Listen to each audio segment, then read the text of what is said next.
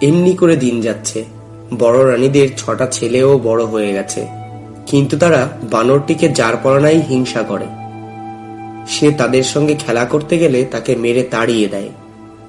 তারপর একদিন বানর ছেলেটি দেখল বড় রানীদের ছেলেদের জন্য মাস্টার এসেছে।